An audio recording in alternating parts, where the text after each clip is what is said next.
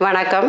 இன்னைக்கு ஜெயாஸ் கிச்சனில் வெந்தய கீரை பாத் அது எப்படி செய்யலான்னு பார்க்கலாம். அதுக்கு தேவையான பொருட்கள்: வெந்தய கீரை 1 கட்டு, வேக வைத்த பச்சரிசி 1½ கப், இதில் பட்டை, லவங்கம், ஏலக்காய் எல்லாம் போட்டு வேக வச்சுருக்கேன். ஜீரா 1/4 தேக்கரண்டி. ஜீரா இல்லைன்னா சாதாரணமான ஜீராவே போடலாம். வெங்காயம் 1 பெரிய வெங்காயம் எடுத்திருக்கேன்.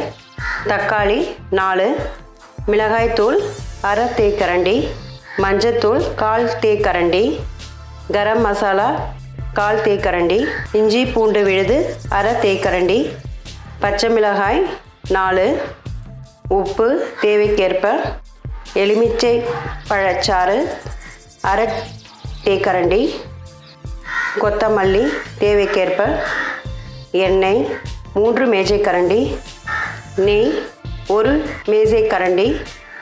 இப்போ ஒரு கடாய் வச்சுருக்கேன். அதில் இந்த எண்ணெய், நெய், ஜீராவை சேர்த்துக்கிறேன்.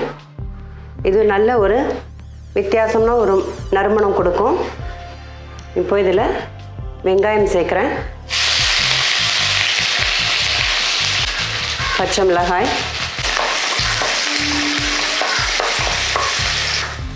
இது கூட இஞ்சி பூண்டு விழுது,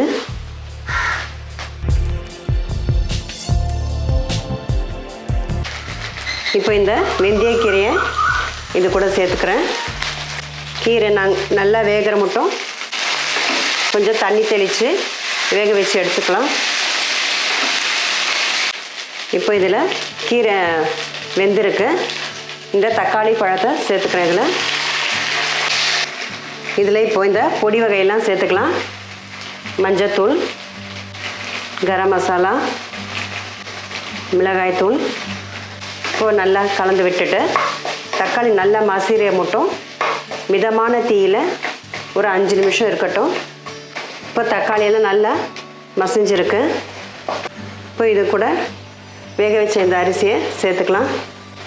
கொத்தமல்லி தழை எல்லாம் சேர்த்து நல்லா கலரி விட்டுக்கலாம்.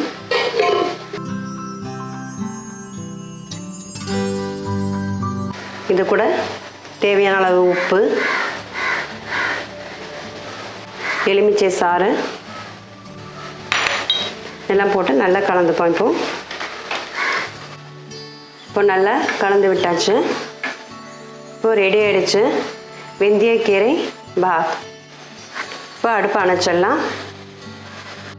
சுவையான, டேஸ்டியான, சத்து மிகுந்த இந்த வெந்தய கீரை பாத் செஞ்சு பாருங்கள். ரொம்ப அருமையாக இருக்கும். வித்தியாசமான ஒரு சுவையுடன் கூடிய இந்த வெந்தய பாத் ரெடி. இந்த வீடியோ உங்களுக்கு பிடிச்சிருந்ததுன்னா லைக் பண்ணுங்கள், ஷேர் பண்ணுங்கள், உங்கள் ஃபீட்பேக் கமெண்ட்ஸு எங்களுக்கு தெரிவிங்க.